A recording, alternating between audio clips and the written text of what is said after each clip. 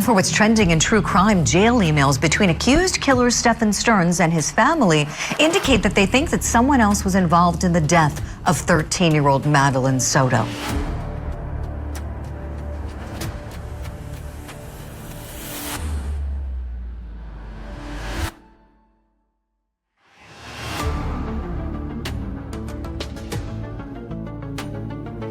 So she's walking towards the school.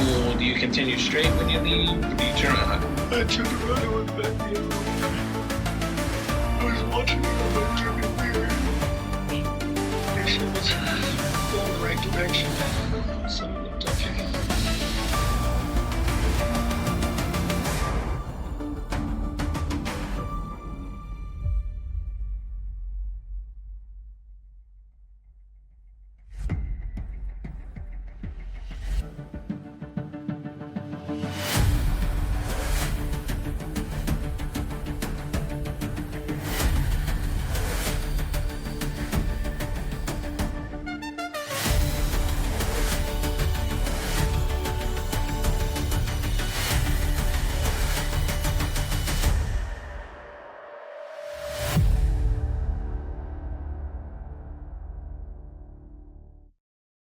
Madeline Soto, born on February 22, 2011 to Jennifer Soto and Tyler Wallace, was a girl whose life held great promise. She adored the cartoon Lilo and Stitch, enjoyed playing the flute, loved fishing, and had a boundless affection for all animals. Those around her described Madeline as a sweet girl, consistently kind to others who had no conflicts with anyone. She was loving, a bit mischievous, and self-assured. However, beneath this bright exterior lay inner turmoil. Madeline struggled with constant anxiety and ADHD and at times found it difficult to cope with these conditions, though she always tried to hide her difficulties.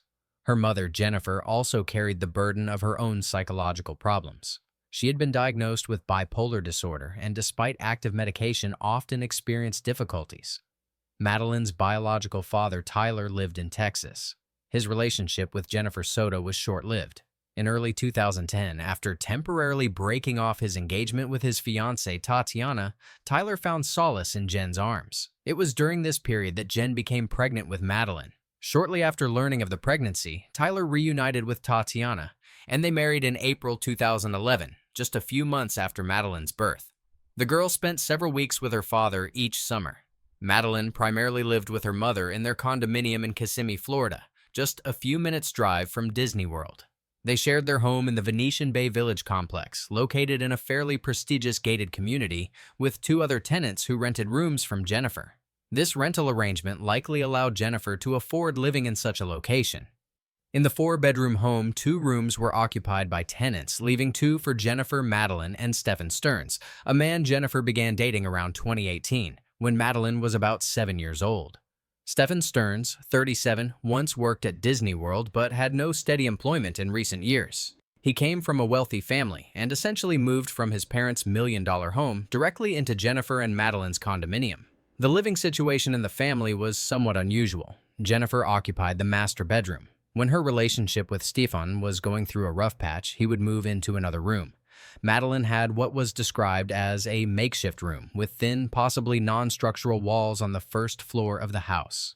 On the evening of February 25, 2024, just 3 days after her 13th birthday, Madeline celebrated the occasion at a party hosted by her grandmother at her home. After the party, her aunt drove Maddie home. Neither Jennifer nor Stefan attended the birthday party. Jennifer, according to her, worked from 2 p.m. to 10 p.m. Stefan, however, was not invited because he didn't get along with Jennifer's mother, Madeline's grandmother. Madeline returned home around 10 p.m. Jennifer arrived about an hour later, around 11 p.m. By this time, Stefan was already in the condominium. This evening, following the celebration of a significant milestone in Madeline's life, became the prelude to tragic events. Despite the outward appearance of a normal, albeit somewhat unconventional family, some details could have raised concerns even then. Madeline's friends recalled that, despite her attachment to Stefan, with whom she often texted and FaceTimed, she sometimes complained about her mother, calling her bipolar and mentioning frequent arguments. Teachers noticed that Madeline, sweet but distractible due to ADHD, often looked tired in class, would put her head down and close her eyes. She had recently stopped taking her prescribed medication because it made her drowsy. Moreover, in early 2024, Madeline shared with friends her plans to run away from home as soon as she turned 13 and build herself a cabin in the woods. These warning signs may have been harbingers of the impending tragedy hidden behind the facade of life in a quiet Orlando suburb. Monday morning, February 26, 2024 began, according to Stephen Stearns, quite ordinarily. He claimed that he and Madeline got up around 7 a.m., perhaps a little later. The plan was to have breakfast at McDonald's on the way to school, so they even left home a bit earlier than usual, around 7:30, 7:45 a.m. According to his account, Madeline slept almost the entire way in the car. When they pulled up to McDonald's, she supposedly changed her mind about eating there. Stefan drove Madeline to Hunters Creek Middle School. However, according to his version, he didn't drop her off right at the school building. Instead, he let her out about a block away from the school, near the Peace United Methodist Church on Town Loop Boulevard. The reason for this strange drop-off, Stephen said, was that Madeline was going through a phase and was embarrassed by his old silver 2010 Lincoln. She allegedly asked him to stop further away so she could walk to school. Stephen claimed he saw Madeline walking towards the school, rummaging through her backpack. He assumed she was looking for her headphones. This happened, by his estimate, between 8:20 and 8:40 a.m. He told her, "Have a good day at school, love you," to which she replied, "Thanks, I love you too." However, Madeline never showed up at school that day. The first person to raise the alarm was her mother, Jennifer Soto. Around 4:30 p.m., she arrived at the school to pick up her daughter. When Madeline didn't come out with the other students, Jennifer spoke to school staff. They informed her that Madeline hadn't attended classes at all. School policy at the time was to notify parents of a student's absence only after the end of the school day, a policy that was subsequently changed. The automated call informing Jennifer of Madeline's absence was not scheduled to go out until 5:45 p.m., by which time the girl had been missing for nearly 8 hours. Jennifer, overcome with panic, began searching. She thought Madeline might have gone to her grandmother's office, which was near the school and where Madeline sometimes went after classes, but she wasn't there either. Jennifer started searching the surrounding areas, first by car, then on foot. Unable to find any trace of her daughter, sometime after 4:30 p.m., 2 unidentified women called 911 on Jennifer's behalf to report a missing child. From her mother's office, Jennifer and others, including Stephen Stearns, awaited the police. The 911 call was logged closer to 8:00 p.m. on February 26th. It reported that 13-year-old Madeline Soto was missing. "My daughter was dropped off near the school this morning but never made it. I went to pick her up from school today and she never came out." Jennifer's voice could be heard on the recording of the call with the dispatcher. She also mentioned that she had received an email from the school about her daughter's absence and that a teacher had confirmed Madeline was not in class. When the first officers arrived, Jennifer and Stefan provided initial information. Jennifer reported last seeing Madeline the previous evening, around 11:00 p.m. before she went to bed. She also mentioned that Madeline had never run away from home before. When describing the clothes Madeline supposedly wore to school, Stefan mentioned a green hoodie and white Crocs. Jennifer added that she was wearing black shorts. This detail, Jennifer's knowledge of the clothing, would later raise questions, as she would change her testimony regarding whether she had seen Madeline that morning. Jennifer also showed the officers a recent photo of Madeline taken on her birthday. She reported that Madeline's phone was left at home, which, she said, was not uncommon for her daughter due to her ADHD. Madeline's school laptop was trackable, but hadn't been turned on since Sunday. Stefan, in turn, repeated his story about dropping Madeline off at the church, specifying the time, around 8:30, 8:40 a.m., and adding that they both, he and Jennifer, had dropped her off. This point also contained a contradiction, as Jennifer would later state that she had not seen Madeline that morning. Police began their investigation based on these initial, yet already inconsistent statements. The police investigation immediately focused on the timeline of events presented by Stephen Stearns, as he was, by his own account, the last person to see Madeline alive. His story about dropping Madeline off near the Peace United Methodist Church, a block from Hunters Creek Middle School, because she was embarrassed by his old Lincoln, sounded somewhat strained, but initially there was no reason not to believe him. He even showed police the approximate drop-off spot on Town Loop Boulevard. Indeed, a camera located in front of the church at the intersection of Town Loop Boulevard and Hunters Park Lane captured a figure resembling a teenager entering the church grounds around 8:40 a.m., sitting on the ground in the parking lot, and then, around 8:58 a.m., getting up and walking towards the school. However, The recording quality was extremely poor. It was impossible to confidently identify Madeline or even clearly distinguish her clothing to compare with the description given by Stefan and Jennifer. Moreover, the vehicle that dropped off this figure looked more like a dark sedan than Stefan's silver Lincoln. Traffic cameras did capture Stefan's Lincoln in the school area that morning, but its route did not entirely match his account. Instead of reaching the stated drop-off location, his car, as it approached the school, was seen making a turn and heading in the opposite direction. When investigators pointed out this discrepancy to Stefan, his car was seen heading south, towards Kissimmee, at 8:10 a.m. Although he claimed to have dropped Madeline off later and further north, he explained it by saying he had forgotten his gate remote for the residential complex and had to return home to get it and drive through the main entrance using his parking pass. He apologized, saying he was giving approximate times and that he was not a morning person. Jennifer Soto's statements also began to raise questions. Initially, as heard on an officer's body cam recording, she seemed to confirm details of Madeline's clothing, implying she had seen her daughter that morning. However, she later changed her testimony, stating she had only possibly heard Madeline in the kitchen between 7 and 8 a.m. but had not seen her. Then she retracted even that, saying it was probably one of their housemates. This inconsistency was significant. If she hadn't seen Madeline, how did she know what she was wearing? Jennifer interpreted the fact that both Madeline's cell phone and her school laptop were left at home as a possible sign of her daughter's forgetfulness due to ADHD. The laptop, it turned out, had not been turned on since Sunday, February 25th. Perhaps one of Stefan's most suspicious actions that day was the accidental factory reset of his iPhone. He told Jennifer that after returning home, and after Jennifer returned from a doctor's appointment around 11 a.m., he decided to update his iPhone, but accidentally erased all data in the process.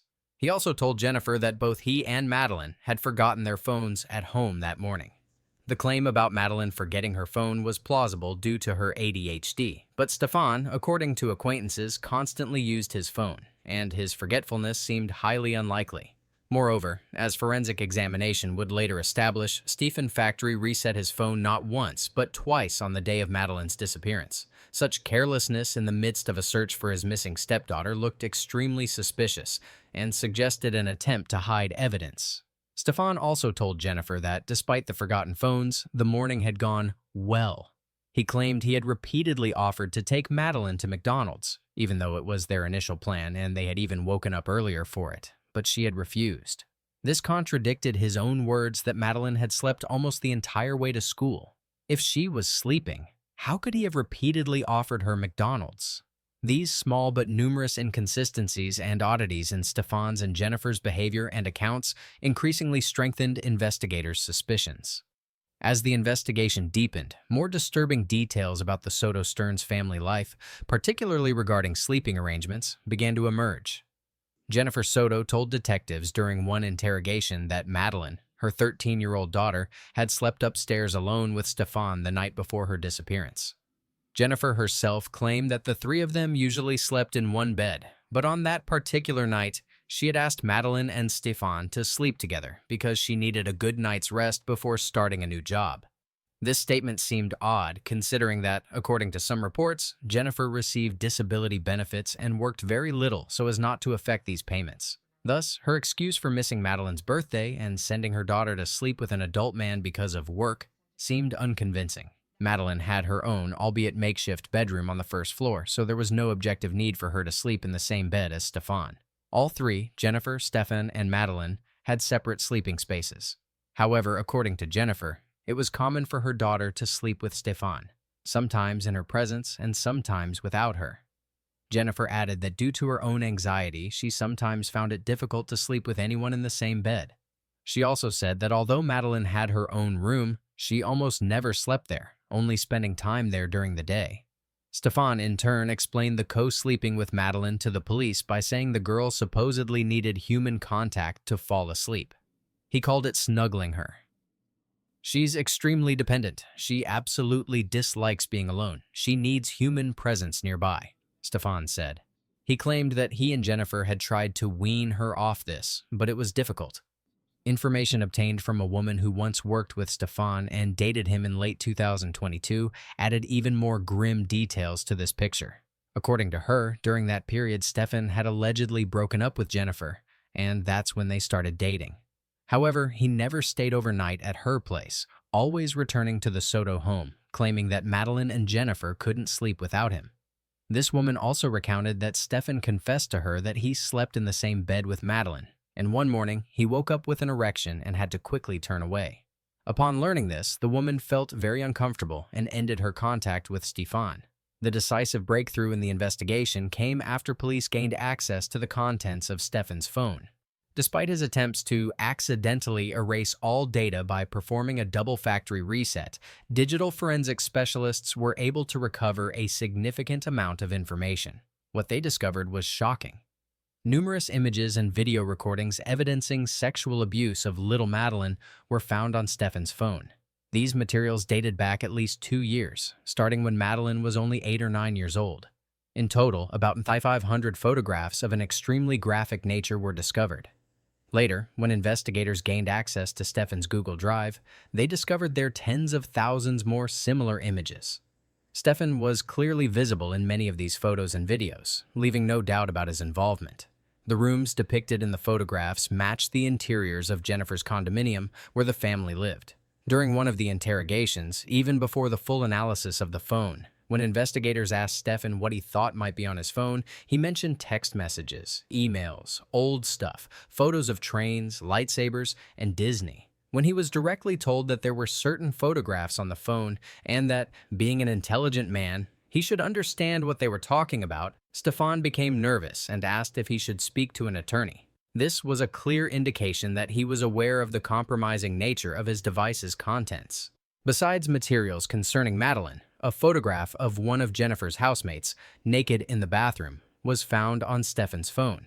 The housemate stated that she had not given Stefan permission to take such a picture, indicating his propensity for secret filming and voyeurism. Also found on the phone were search queries Stefan had made a few weeks before Madeline's disappearance for the phrase sevoflurane and show up in a drug test.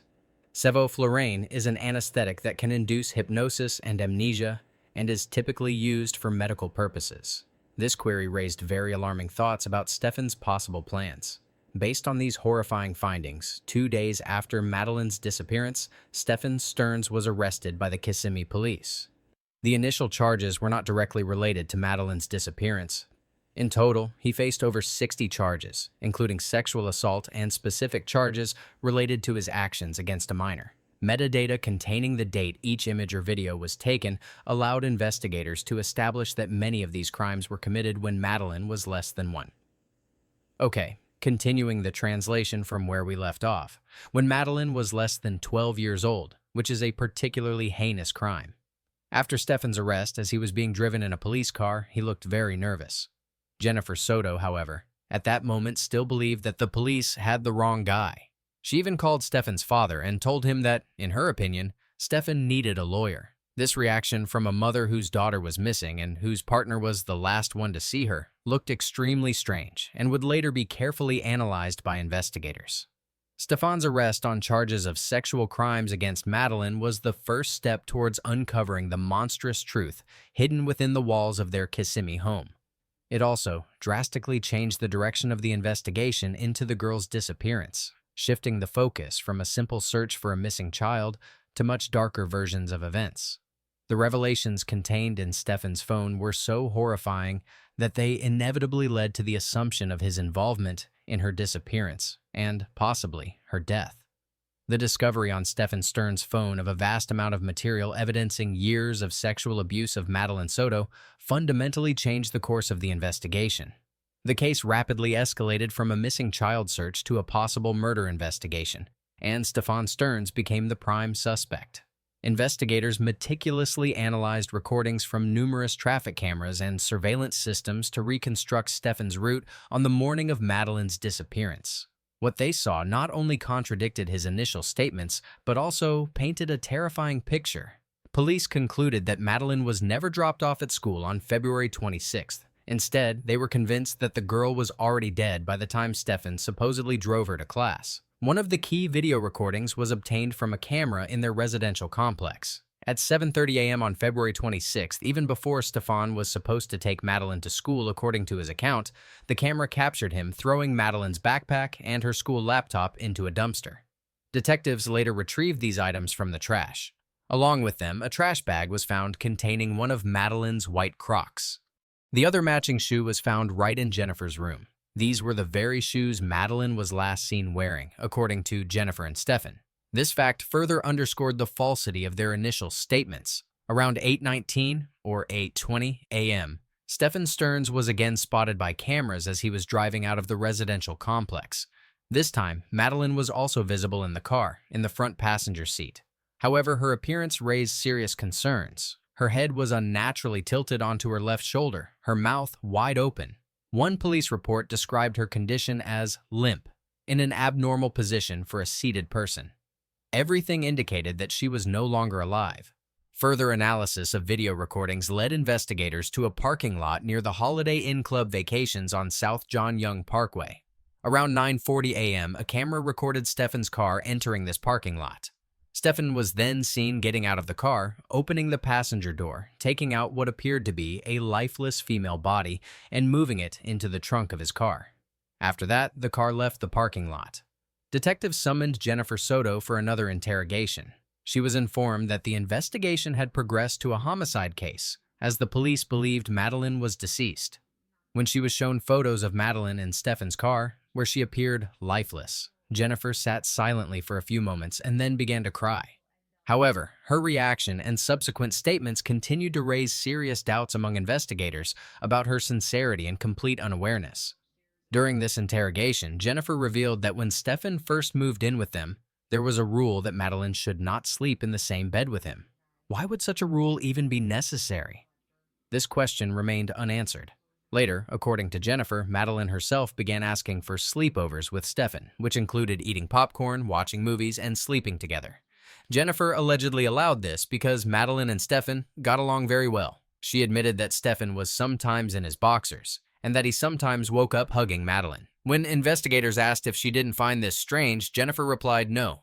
She continued to deny knowing anything about the ongoing victimization of her daughter. After being shown photographs proving Stefan's sexual abuse of Madeleine, she stated that she now believed in his guilt, calling him a master of lies and manipulation. She also said that he was often angry and irritable, but only got angry at Madeleine in the context of parenting. However, even at this moment, a phrase was uttered that shocked investigators. Jennifer said that if Stefan killed her daughter, it was evil, but sex is not evil. This phrase, according to the detective, indicated that Jennifer might have already come to terms with her daughter's victimization, and her emotions during the interview seemed fake. Stefan Stearns' accounts of his movements on February 26th were full of contradictions and inconsistencies, which became increasingly apparent as evidence was gathered. He claimed that after dropping Madeleine off at school, which had already been disproven by video recordings, he went to a vape shop, but it was closed, so he returned home. Then he allegedly went to the same vape shop again, and after that, headed to several video game stores, including House Rules. However, as with other locations he claimed to have visited, cameras recorded his car moving in the direction of these stores, but never showed him actually entering or making purchases. One of the key parts of his alibi was the story about a flat tire. Stefan claimed that sometime between noon and 2 p.m., he had to change a tire. He said this happened when he was stopped somewhere on US 192, a rural road with light traffic. He couldn't pinpoint exactly where on the shoulder he had stopped.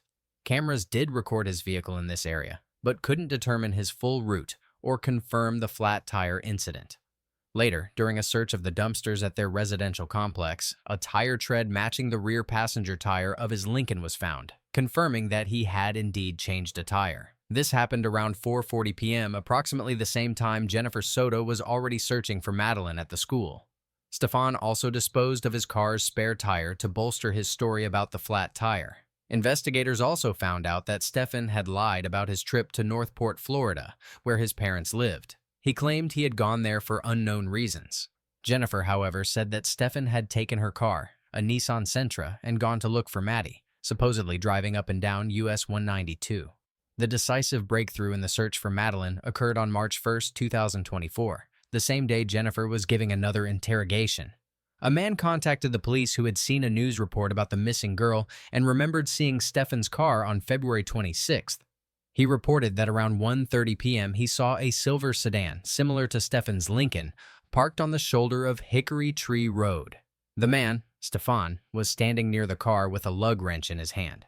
The witness described him as looking scared, but at the time he assumed the man was just upset about a flat tire and being stranded on the roadside. Law enforcement was also able to obtain surveillance camera footage from a street adjacent to Hickory Tree Road. It showed a car very similar to Stefan's vehicle driving on Hickory Tree Road around 2:00 p.m. Upon receiving this information, police immediately dispatched search teams to this rural area of Osceola County. They noticed locked gates on both sides of the road. After the property owner opened them, it took the search team only a few minutes to make the horrific discovery. Behind a row of bamboo trees, not far from the road, they first saw a pair of blue jeans, and then Madeline Soto's body itself. The girl was found wearing a green hoodie, blue jeans, and white socks. An important detail was that the soles of her socks were clean, indicating that she had not walked on the ground herself. Dry grass and hay were also found on her body, with which she had apparently been covered. The location where the body was found was locked, and the lock was undamaged. This meant that Stefan most likely had to throw Madeline's body over a barbed wire fence, then climb over himself and move her to the bamboo trees. Madeline Soto's body was immediately taken to the medical examiner's office.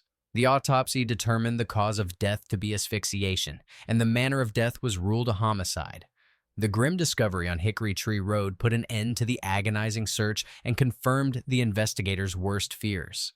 After the discovery of Madeline Soto's body and the determination of her cause of death, asphyxiation, Stefan Stearns was officially charged with first-degree murder.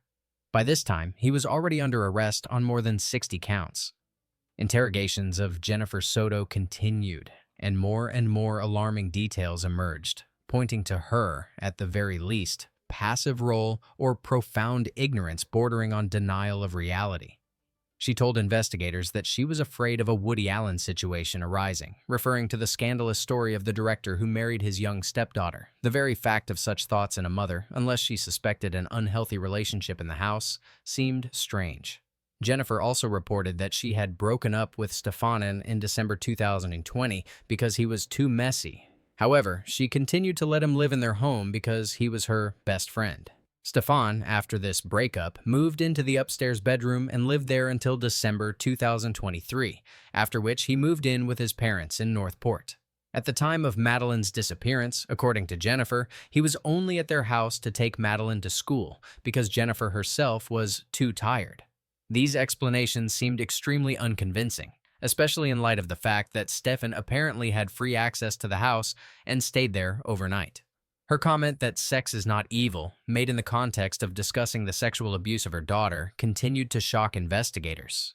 This, along with her initial reaction to Stefan's arrest, calling his father with advice to hire a lawyer, and her description of Stefan as a master of lies and manipulation only after irrefutable evidence was presented, created the impression that she either knew much more than she was saying or was in a state of profound denial. Investigators noted that during interrogations, her emotions seemed fake, and that she appeared to have already come to terms with her daughter's victimization.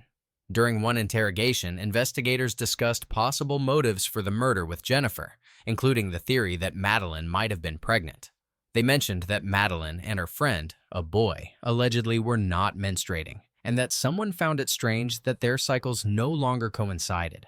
A question was also asked about a pregnancy test found at home, which did not belong to Jennifer. Jennifer replied that she had 2 tests under the bathroom sink, but had not checked if they were still there.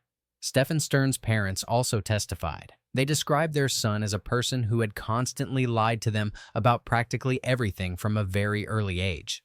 Stefan's father suggested that his behavior might have been influenced by a car accident Stefan was involved in as a child. At the age of 7 or 8, he was hit twice by a car, a 4x4 SUV, the driver of which apparently did it intentionally, hitting him first from the front and then backing up from behind on the head.